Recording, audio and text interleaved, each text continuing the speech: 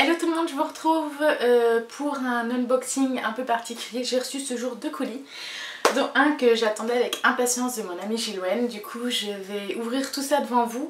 Je vais coller cette petite vidéo à mon book haul du mois, comme ça vous aurez tout en une seule vidéo. Tadam! J'ai trop hâte de l'ouvrir. Et ça vient de New York, c'est un truc de fou. Waouh!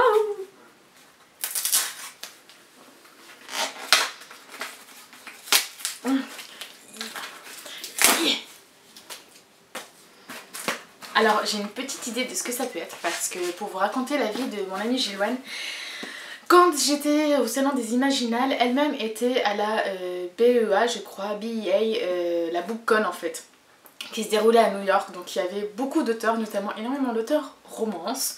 Il y avait entre autres Jennifer Allen-Manchot, il y avait S.C. Stephens, il y avait, je sais plus, enfin tous les auteurs américaines que j'aime bien. Et je sais qu'elle allait voir S.C. Stephens et je sais pas si c'est pas le pauvre de Kellan. Ta ta ta ta.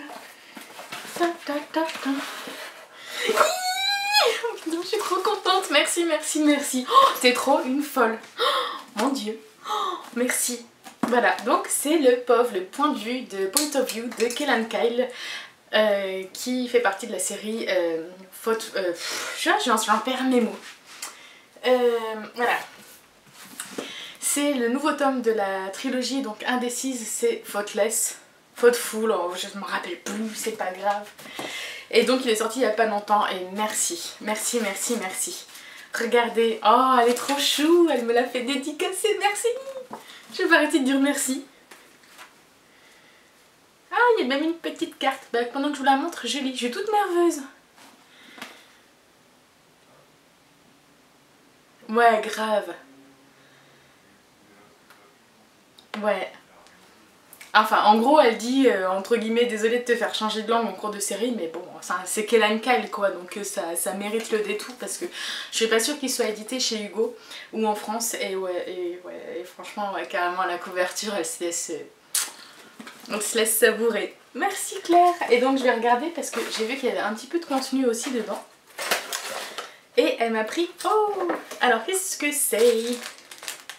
C'est des badges, oui, des badges, oulala. Ah. The classics can be even with all the smileys. Introducing OMG Shakespeare. Alors il y a YOLO Juliet, Hamlet, Macbeth et Midnight. Ah, c'est super sympa.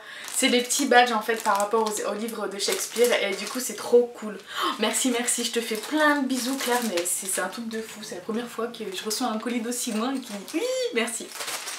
Alors on va passer à mon autre colis. Du coup j'ai reçu une enveloppe de Hugo. Et là aussi je pense que c'est le tome 3 de la série de Mentir. Parce que il me semble qu'il paraît le 19, ouais c'est ça, il paraît le 18 ou le 19 juin. Et voilà, donc il s'agit bien de saisir le tome 3, donc de voilà, la série de base c'est Ten Tiny Breaths de K.A. Tucker. Dans ce livre on va se baser sur donc K1 qui est le patron de la boîte dans laquelle travaille l'héroïne du tome 1 qui s'appelle Casey. Donc je pense le lire très rapidement parce que j'adore cette saga et du coup j'espère être ravie avec ce tome. Voilà, donc c'est tout pour cette petite unboxing surprise. Je vous retrouve tout de suite pour le book haul des Imaginales. Bonjour tout le monde, je vous retrouve aujourd'hui pour un In My Mailbox spécial Imaginal. Alors pour commencer, je vais vous présenter les livres que j'ai achetés au salon des Imaginales. Il y en a 7. Le premier, il s'agit de Gagner la guerre de Jean-Philippe Jaworski aux éditions Folio SF que j'ai trouvé d'occasion au stand de Caroline à 4 €. Donc je me suis dit, je ne vais pas me faire prier, c'était le seul qu'elle avait, je me suis jetée dessus. Et apparemment, donc ça se passe dans l'univers de Gagner la guerre, je crois. Ouais. Mais ce sont des nouvelles. Donc normalement j'ai prévu de le lire avec Gilwen, tranquillement, à notre rythme, voilà. J'ai ensuite acheté Cytheriae de Charlotte Bousquet, donc le tome 2 de l'archipel d'Énuminer. Juste entre deux, à partir de là, tous les livres que je vais vous présenter, ce sont des livres qui étaient dans la wishlist que j'avais prévue pour les Imaginales. Donc évidemment, Évidemment j'ai adoré Aeternia, donc je ne pouvais pas passer à côté de Cytherea, et surtout qu'il était à un prix abordable à même pas 10 €. Et j'aime beaucoup ces collections Helios Mnemos, je trouve que l'objet livre est vraiment soigné, c'est, je sais pas, il y a la matière, j'aime bien, c'est, voilà.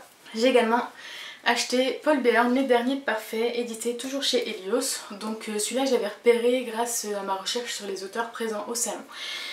Et en fait j'ai vu que c'était un roman de fantasy qui se passait dans le royaume de France, par la guerre contre les légions catharistes d'Occitania, donc dans les pays cathares, et je n'ai jamais lu de roman qui se passe dans les pays cathares, du coup je suis hyper intriguée de le lire. J'ai vraiment envie de le découvrir, donc je pense qu'il passera, je ne sais pas si ça va être en juin, mais j'espère en juillet ou en août. J'ai également acheté les tomes 2 de la saga d'Arkham de Valérie Simon, donc celui-là c'est Signane, déesse de la vie, aux éditions du Riet.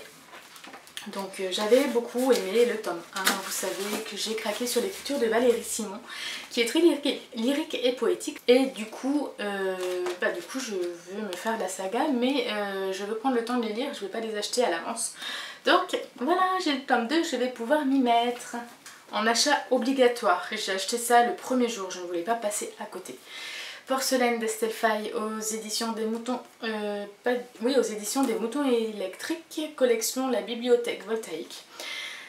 Dans ce récit, Estelle Faye nous entraîne dans les légendes et les contes chinois. Donc je suis vraiment intriguée. En fait ce livre je l'avais repéré il y a 3 ans je crois, lorsque l'auteur était venu sur Lyon.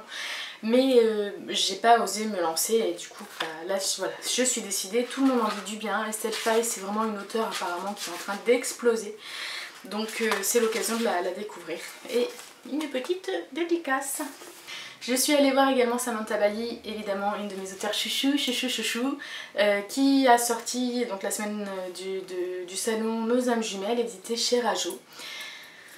Que vous dire, Samantha Bali, dès qu'elle sort un livre, je l'achète, donc je ne déroge pas à la règle. Là c'est un roman un peu plus contemporain, où ça parle d'une amitié entre deux nanas. Donc voilà, je pense que ça va me plaire, sachant le don qu'a Samantha pour parler de relations humaines. Je vous en reparle aussi prochainement. Un autre achat que j'avais mis en prioritaire, il y avait De l'autre côté du mur d'Agnès Marot aux éditions du Chat Noir, parce que Agnès c'est une auteure que je vais découvrir depuis un petit moment. Elle fait partie un petit peu du groupe de copines avec Cindy Van Wilder. Et du coup ça m'a attiré. En plus ça parle de danse, donc je pense que c'est un roman fantastique et sur la danse. À vrai dire, je n'ai pas lu de quoi ça parle, je sais juste que ça parle de danse et que du coup j'ai dit oui, oui, oui. Enfin, dernier livre que j'ai reçu aux Imaginales, il s'agit de Coup d'état, donc le dernier roman de Valérie Simon, édité aux éditions du Riez. Donc cette fois-ci c'est un service presse, je me suis entretenue avec l'éditeur, donc il n'y a pas eu de souci. Valérie me l'a aussi dédicacé. Donc forcément il va passer dans mes lectures prioritaires du mois de juin et j'ai hâte de vous en reparler. On va passer à mes lectures chez Gilbert Joseph. Alors pourquoi je suis allée chez Gilbert Joseph? Tout simplement parce que j'ai fait le fameux blues post-imaginal. Et oui, c'est un peu le retour, des émotions du salon. On vit tellement dans l'euphorie pendant des jours et des jours que la semaine qui suit c'est... Donc pour se relever, on va chez Gilbert Joseph. Et je me suis fait plaisir en ne prenant que des livres d'occasion, mais que des livres d'auteurs français que j'avais sélectionnés dans ma wishlist, ou presque. Tout d'abord, après longue réflexion, je me suis décidée à prendre La Voix de l'Empereur de Nabil Wali. Gaëlle de Lanila Books avait fait un avis un petit peu moyen, mais j'ai quand même envie d'avoir le mien tout simplement, donc je l'ai pris. Et en plus il m'a coûté 13 € au lieu de 21, donc ça valait quand même le coup. Et puis le livre, il est pas mal aussi, et c'est toujours chez Mnemos. Donc voilà, je commence à avoir une bonne collection de chez eux d'ailleurs. Ah, il y a une carte. Cool. Bah du coup oui, il n'est pas dédicacé. Je me suis pris un recueil de nouvelles sur Lancelot, donc Lancelot de la légende arthurienne. Donc là il y a 9 nouvelles de Karim Berroca, Armand Cabasson, Fabien Clavel, Nathalie Do, Lionel Davout, Jeanne A. Debat, Anne Fakouri, Franck Ferric et Thomas Géa. Je sais pas pourquoi je vous le dis à l'anglaise. C'est pas grave, tout va bien. Donc ça c'est chez Actu SF et je sais pas quand je lirai, mais j'aime bien avoir un petit peu de légende arthurienne sous la main parce que j'adore ça, donc voilà. J'ai pris Le Roi des Fauves d'Aurélie Wallenstein, c'est chez Scrinéo, c'est un livre qui est paru au mois de mai je crois. Et en fait ça avait l'air pas mal. Ça parle de 3 personnes qui sont injustement condamnées à un sort pire que leur mort. Elles sont enfermées dans un royaume et il leur reste 7 jours d'humanité avant d'être transformées, je pense. Voilà, en monstres, en berserk et en hommes bêtes enragés. Donc je pense qu'ils vont essayer de chercher un moyen de casser la malédiction. J'ai vu de bons avis jusqu'à présent, donc je suis assez curieuse de le lire comme tous les autres livres. J'ai également pris Le vent te prendra de Camille Brissot et ça c'est à cause de... Je sais plus si c'est à cause de Bubule ou à cause de Melquette. Il y en a une des deux qui a lu celui de Charlotte Bousquet dans la même collection. Et en parlant sur sa chaîne, elle a dit que c'est... Voilà, je sais plus, elle a lu Ce feu qui me consume. Et en parlant dans la chaîne, elle a parlé de cette collection en disant que le livre de Camille Brissot parlait notamment des Hauts de Hurlevent. Et les Hauts de Hurlevent, c'est un de mes classiques préférés. Et du coup, je l'ai vu, il était à 6 €. J'ai dit ok, j'en prends, j'emballe. Et voilà, c'est pesé. Enfin, dernier livre à vous présenter. Il s'agit de Brainless de Jérôme Noiret. Donc ça, c'est le premier roman qui sort dans la collection électrogène chez Gulfstream. Alors ouais, c'est du zombie, ouais c'est pas du tout mon genre, mais ouais c'est les copines qui m'ont convaincue de le prendre. Là je sais que c'est Melquette qui nous en a beaucoup parlé, elle a adoré. Et Jérôme Noiret c'est également un auteur que j'ai envie de découvrir, donc voilà, il était en occasion. Au pire si j'aime pas je le revends et j'espère qu'il fera pas trop flipper, mais vu qu'il est au rayon jeunesse je pense que c'est quand même abordable. Voilà, c'est tout pour ce book haul qui me fait exploser ma palle à 15 livres en plus, puisque j'ai également 2 services presse dont je ne vous ai pas encore parlé. En fait, il y en a un, je ne sais plus si je vous en ai parlé ou pas, mais je vais vous le remontrer. Donc il s'agit de Légende du manoir des Macavaliers aux éditions Blanche. Et l'autre, c'est chez les mêmes éditions, il s'agit de La Muse de Sarah Agnès L. Donc voilà, 2 romances érotiques que je dois également lire avec grand plaisir. Mais tout ça, ça fait pas mal dans la pile à lire et la bibliothèque que je vais devoir donc réorganiser. Je vous laisse pour ce book haul, j'espère que ça vous a plu. Dites-moi en commentaire si vous avez lu certains de ces livres, ce que vous en pensez, s'ils vous attirent, etc. Je vous fais de très gros bisous, je vous souhaite de très belles lectures et je vous dis à la prochaine. Bye.